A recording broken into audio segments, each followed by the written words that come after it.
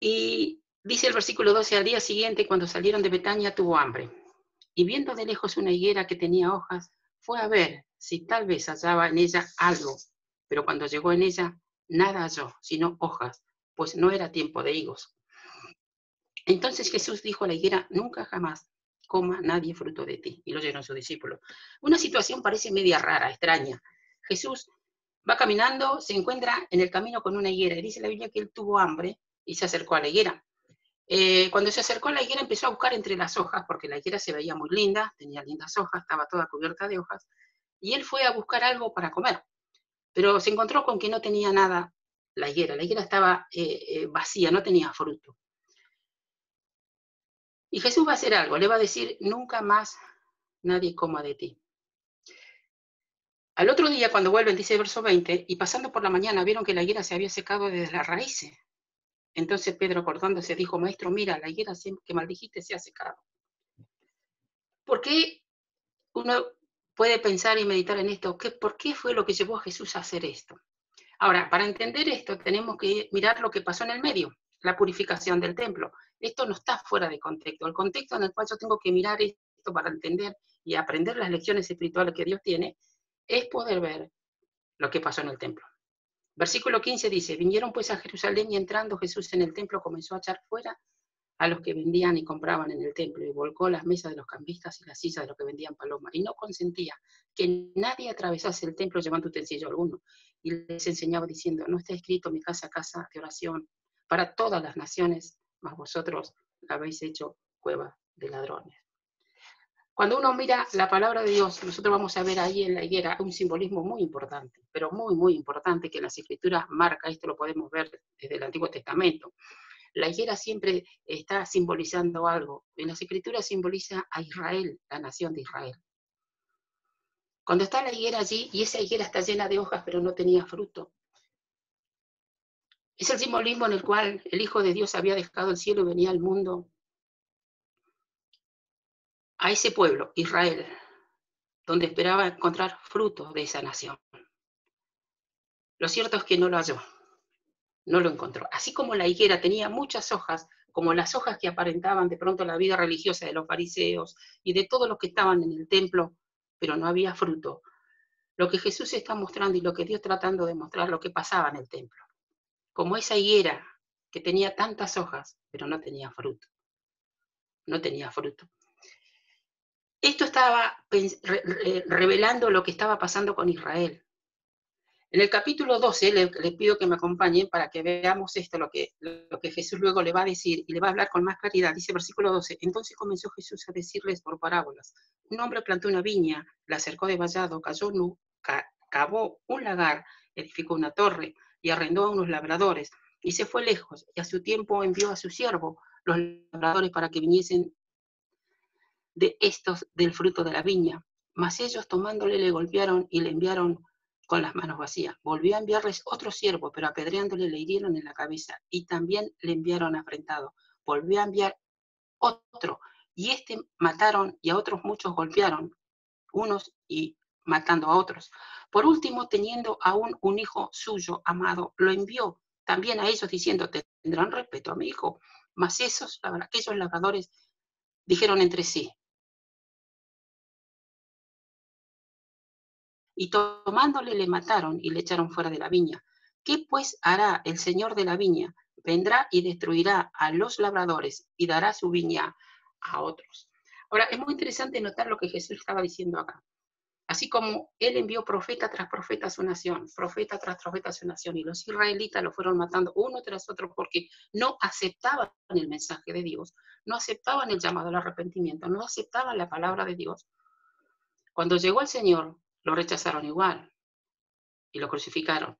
Ahora, lo interesante de esto es el versículo 9. Dice, ¿qué pues hará el Señor de la viña? Vendrá y destruirá a los labradores y dará su viña a otros.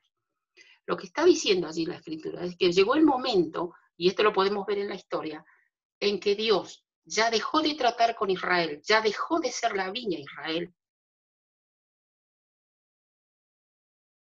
Iglesia, los gentiles íbamos a ser parte de esto.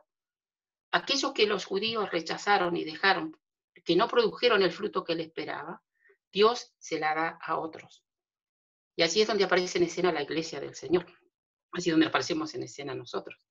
Nosotros podemos ver la historia y cómo los israelitas en el año 70, ya ahí se terminó todo lo que tenía que ver con Israel como nación, cuando los romanos destruyeron Jerusalén y fueron esparcidos por todos los lugares del mundo. Y a partir de ahí, como dice el versículo 9 del capítulo 12, vendrá, destruirá a los labradores y dará su viña a otros. Esos otros somos nosotros. Ahora, ¿en qué nosotros podemos rescatar lecciones espirituales para nosotros, que podamos realmente aprender? Porque cuando uno mira el pasaje y mira siguiendo al Señor, dice el capítulo 11 de Marcos, al día siguiente, cuando salieron de Betania, tuvo hambre y vio de lejos una higuera que tenía hojas y fue a ver si tal vez hallaba en ella algo. Pero cuando llegó a ella, nada halló sino hojas. Cuando Jesús llegó al templo, ¿qué fue lo que vio? Y uno puede ver allí que esa ilustración de la higuera ahora era una realidad.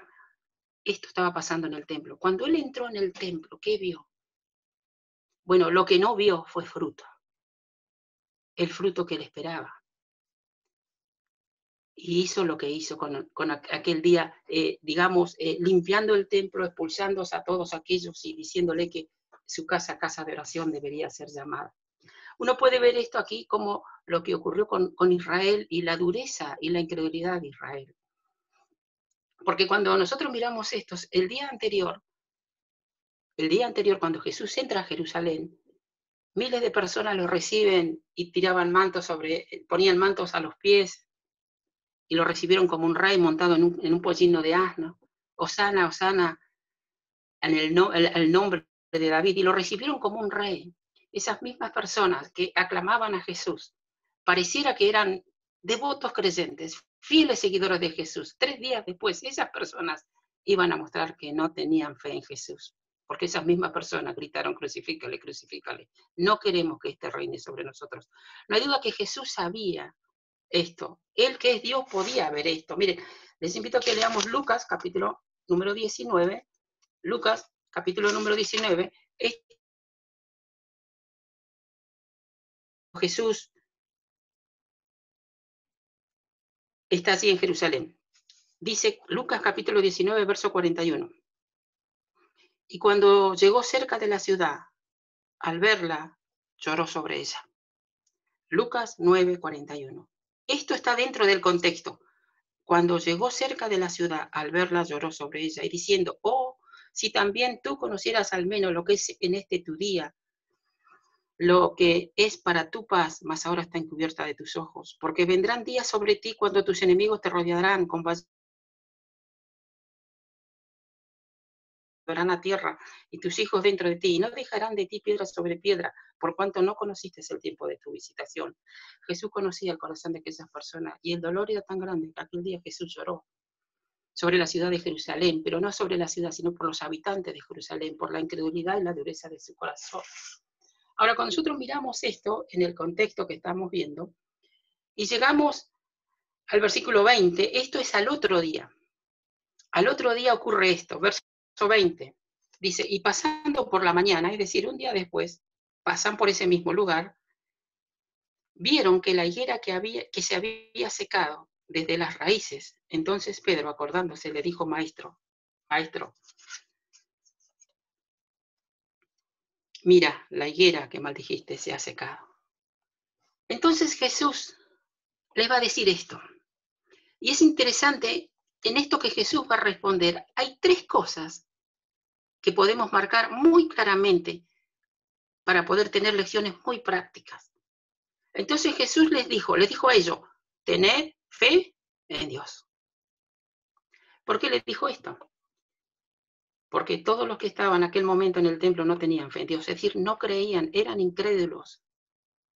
Porque si hubiesen creído hubieran tenido temor de Dios.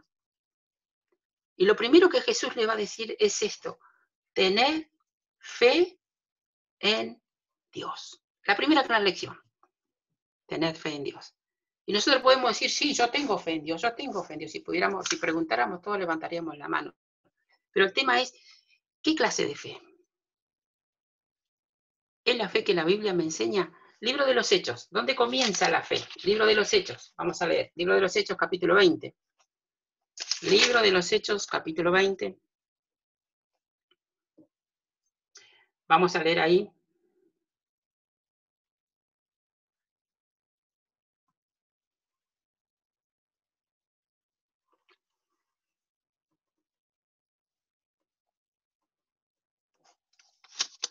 Dice capítulo 20, verso 20. Dice así la palabra de Dios, el apóstol Pablo hablando a los ancianos en Éfeso, y como nada que fuese útil, he rehuido de anunciaros y enseñaros públicamente y por las casas, testificando a judíos y a gentiles acerca del, número 1, arrepentimiento para con Dios y la fe en nuestro Señor Jesucristo. Tener fe en Dios. Tener fe en Dios significa esto. Número 1, arrepentimiento para con Dios. Cuando le creo a Dios, cuando yo le creo que soy pecador, cuando yo le creo que merezco ser condenado, cuando yo le creo que merezco que la ira de Dios caiga sobre mí, cuando yo le creo que estoy perdido, porque eso es lo que dice el mensaje del Evangelio. Cuando yo le creo y me arrepiento con todo mi corazón. Arrepentimiento que llora en el alma el pecado de haber pecado contra Dios. Y entonces podemos mirar la cruz. Y allí aparece la fe en nuestro Señor Jesucristo, mirando a aquel sustituto que está muriendo por mis pecados. Cristo murió por nuestros pecados. Tened fe en Dios. Es lo que le dice Jesús. Es lo que Jesús nos dice. Volvemos a Marcos, por favor. Marcos capítulo 11, verso 22. Tened fe en Dios. Tened fe en Dios. Ahora, Mateo capítulo 9. Permítanme leer Mateo capítulo 9. Vamos a leer 2 versículos más. Mateo capítulo 9.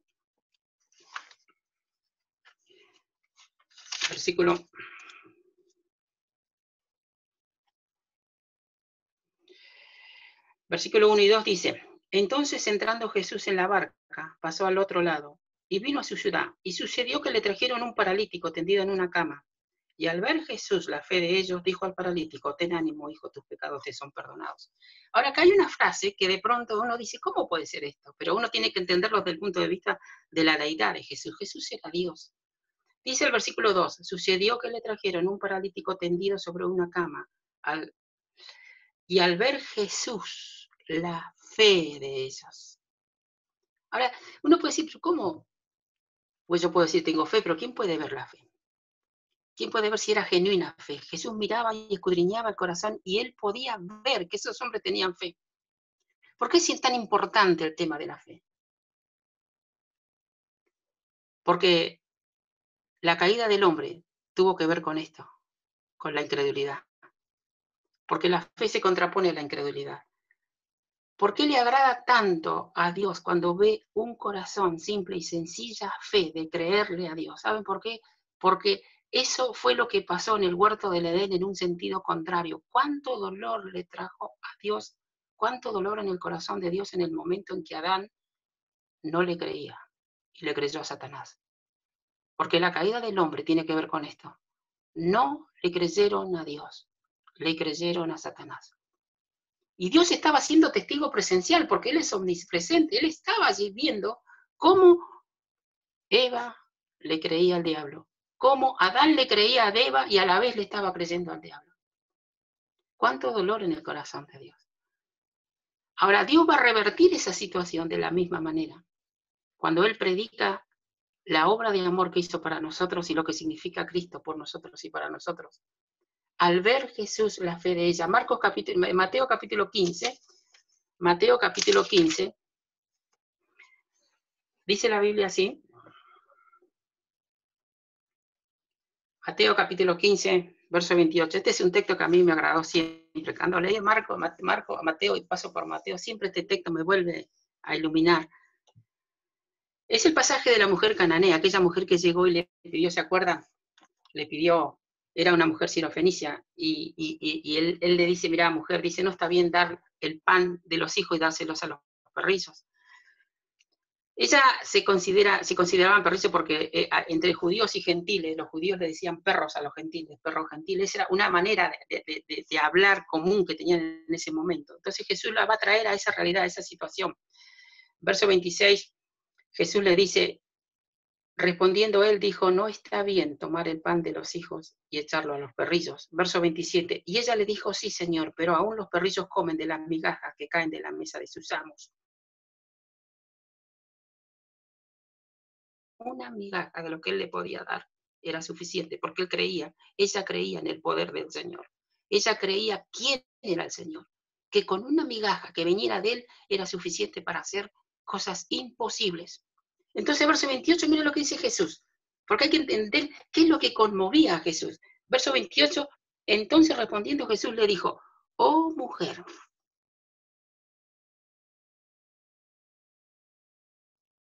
grande es tu fe, hágase contigo como quieres. Y su hija fue sanada aquella hora. Oh mujer, grande es tu fe.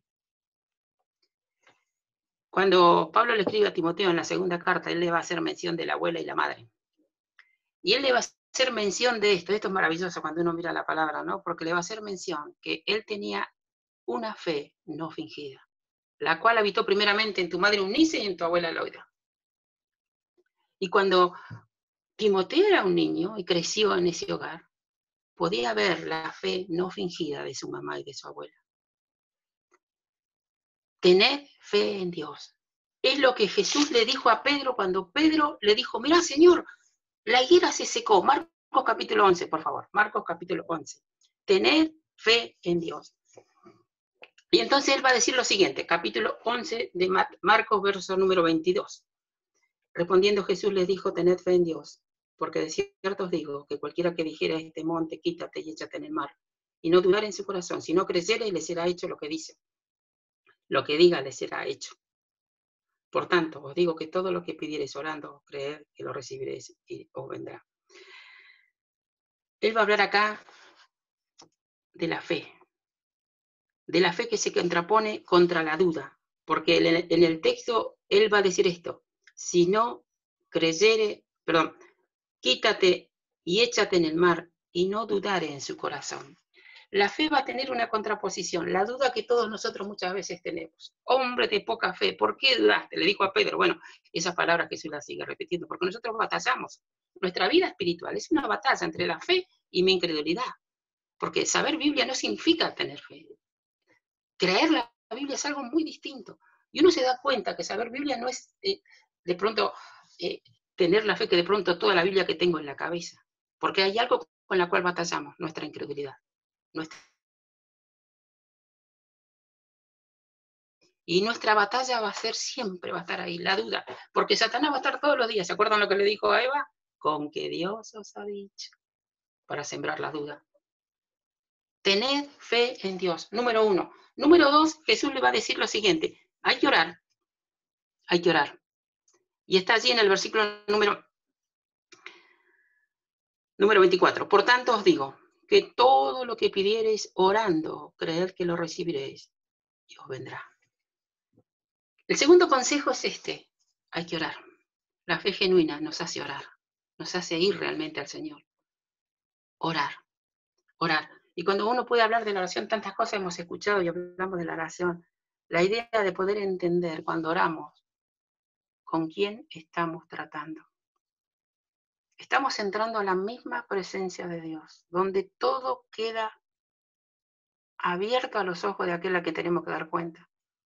Cuando uno tiene conciencia a quién está orando, deberíamos temblar. Fíjese cuando uno mira, por ejemplo, el hecho cuando Juan estaba en la isla de Patmos, y él ve con sus ojos humanos la revelación del Jesucristo glorioso. Dice la Biblia que él cayó como muerto. Se estaba encontrando con Dios. Cuando yo oro y nosotros oramos, tenemos que tener conciencia con quién me estoy encontrando. ¿Con quién estoy hablando? Con aquel que sabe, conoce hasta lo más recóndito y escondido de mí, de mi mente y de mi corazón. Orar, orar, orar. Ahora, hay una tercera cosa, porque vamos a avanzar para terminar. Hay una tercera cosa que dice así, verso 25. Y cuando estéis orando, perdonad si tenéis algo contra alguno, para que también vuestro Padre, que está en los cielos, os perdone, y vosotros, a vosotros vuestras ofensas. Porque si no perdonáis, tampoco vuestro Padre, que está en los cielos, perdonará vuestras ofensas. Ahora, tercer punto. Jesús dice, tened fe en Dios. Número 2, hay que orar. Tercer punto, hay que perdonar. Porque dice, cuando estéis orando. Ahora nosotros, la oración es algo cotidiano, todos los días. Jesús enseñó el Padre Nuestro y es la oración diaria. No del día de la reunión de oración. La oración es algo diario con Dios. Y en la oración Jesús incluyó, Padre, perdona nuestras deudas, así como nosotros perdonamos a nuestros deudores. Es decir, que en ese momento que estoy orando, y en ese momento en que yo oro, porque dice la Biblia que no hay hombre justo en la tierra que haga el bien y que nunca peque, en ese momento en que yo confieso mis pecados, dice, cuando estéis orando, si tenéis algo contra alguien, perdonad. Ahora, fíjense hasta dónde llega el trabajo de Dios, la obra de Dios en el corazón de un hombre y una mujer de Dios, porque Dios trabaja de adentro para afuera, no de afuera para adentro, de adentro, de lo más profundo de nuestro ser. Perdonar. Perdonar. Cuando uno piensa en esto, no vamos a hablar del perdón esta noche, seguramente tantos estudios hemos tenido acerca del perdón. Pero perdonar es algo maravilloso cuando uno ve que esa carga que llevamos adentro, esa amargura que a veces está por días, años o meses, queda libre y se va y uno puede respirar aire fresco, nuestra alma respira y alienta la santidad de Dios. Uno mira, por ejemplo, con José, lo de José a mí me encantó siempre, porque eso a mí me marcó toda mi vida, cuando yo leí por primera vez la historia de José. Cuando uno viene al Señor, viene con muchas heridas dentro del corazón, odio, rencores, que no podemos perdonar, cosas que nos arrastran y nos tiran para atrás. Cuando leí la historia de José, todo lo que José pasó y lo que le hicieron sus hermanos. Cuando termina el libro de José, uno ve que José perdona a sus hermanos, pero uno puede ver la palabra de Dios que José no perdonó a sus hermanos cuando se encontró con ellos muchos años después. José perdonó a sus hermanos en el momento en que fue echado al pozo, en el momento en que llegó a Egipto, José había perdonado a sus hermanos. Cuando José llegó a Egipto, José había perdonado a sus hermanos. ¿Saben por qué? Porque dice la Biblia allí en Génesis 39, y todo lo que José hacía, Jehová lo hacía prosperar en su mano. Y Jehová estaba con José. Y Jehová estaba con José. ¿Por qué Jehová estaba con José? Si José hubiese tenido alguna raíz de amargura contra sus hermanos, esa frase no iba a estar en la Biblia. Dios no iba a poder estar con él como estuvo. Fíjense hasta dónde nos da libertad la experiencia del perdón. Perdonar. Ahora, terminamos con esto. Lucas capítulo 13. Lucas capítulo 13 para ver qué es lo que Jesús está haciendo ahora, ¿sí? Porque acá nosotros encontramos la lección de lo que pasó allí con... Pero miren, aquí vamos a encontrar un pasaje casi paralelo. Lucas 13 dice del verso 6 al 9. Leemos, dice así. Lucas 13, del 6 al 9. Dijo también esta parábola. Tenía un hombre una higuera plantada en su viña y vino a buscar fruto en ella y no la halló. Y dijo al viñador, he aquí, hace 3 años que vengo a buscar fruto en esta higuera y no lo hallo. Córtala para que inutiliza también la tierra. Él entonces respondiendo le dijo, Señor, déjala todavía este año hasta que yo cabe alrededor de ella y la abone, y si diere fruto, bien, y si no, la cortaréis. Ahora miren, cuando yo siempre pensé que el tema del fruto se iba a ver en el tribunal de Cristo. Es verdad que se va a ver en el tribunal de Cristo. Cuando aparezca el oro, la plata o las piedras preciosas. O cuando aparezca el heno, la madera y la hojarasca. Pero no hay que esperar hasta el tribunal de Cristo. Eso lo hace Jesús hoy. Porque así como Jesús, aquel día fue a seguir a buscar fruto, ese día llegó al templo de Dios a buscar fruto y no lo encontró. ¿Qué hace Jesús hoy? Jesús nos encerró en cuarentena. Y así Jesús viene a mi vida, a su vida, y puede ver hermosas hojas de un ministerio que podemos hacer, de un testimonio que podemos tal vez mostrar. Pero Jesús penetra y entra a ver qué fruto hay. ¿Qué fruto hay? Me acuerdo una vez Juancho dijo esto. Juancho dijo, ¿qué pasaría? ¿Vieron cuando uno tiene un pomo y uno aprieta el pomo, sale lo que hay adentro? Entonces dijo, ¿qué pasaría si Jesús me aprieta? ¿Qué saldría de mí? ¿Qué saldría de lo que tengo adentro? Porque adentro realmente está el fruto. Jesús no necesita apretarnos para que vea el fruto, porque Él lo ve. Y entonces, ¿qué es lo que está haciendo Jesús ahora? Miren, allí está la idea. El viñador tenía una viña, había una higuera, la higuera no producía fruto. No estaba produciendo fruto. Porque saben una cosa, uno tiene que aprender esto. Una cosa tiene que ver con los dones del Espíritu y otra cosa con el fruto del Espíritu. Yo puedo ministrar en una manera carnal el don que tengo. Puedo predicar carnalmente, pero nunca mi carne puede producir fruto espiritual. Mi carne puede ministrar, puede usar el don en la carne, pero jamás mi carne va a producir fruto espiritual. Porque eso es algo que tiene que ver con el Espíritu dentro de nosotros. ¿Y qué es lo que está haciendo Jesús ahora? Y esto es lo que quiero decir para terminar y que podamos orar. Dice el verso 8. Entonces respondiendo, él dijo, Señor, déjala todavía este año, hasta que yo cabe alrededor de ella y la abone. ¿Sabes qué está haciendo Jesús ahora? Está cavando alrededor de cada uno de nosotros. Y nos está abonando, nos está regando. Estamos recibiendo estudios, mensajes en este tiempo de cuarentena. ¿Qué está haciendo Jesús? Está abonando, está trabajando alrededor nuestro para que produzcamos el fruto que Él espera. Entonces respondiendo le dijo, Señor, déjala todavía este año hasta que yo cabe alrededor de ella y la abone. Y si diere fruto bien, y si no, la cortaré. El domingo me quedó grabado en el alma la escena del alfarero. Si yo no pongo mis manos en la vida del alfarero, no van a haber cambios. Jamás habrán cambios. Pero cuando uno se entrega a las manos del alfarero, Dios va a empezar a hacer algo que ninguno de nosotros puede hacer. Así que bueno, hermanos, esto quería compartirle. Espero que nos sirva, que podamos pensar, podamos meditar, podamos sacar las lecciones que Dios quiere que en este momento saquemos. Siempre hay que mirar esto, mire, esto es lo que uno piensa, porque nuestra mente a veces nos es tan engañosa, nosotros siempre por ahí podemos pensar en otro. Si yo estoy pensando en otro, ya estoy equivocado, ya estoy errando. Yo tengo que pensar en mí. Yo tengo que pensar en mí. Y esto me va a ayudar seguramente y va a ser de bendición.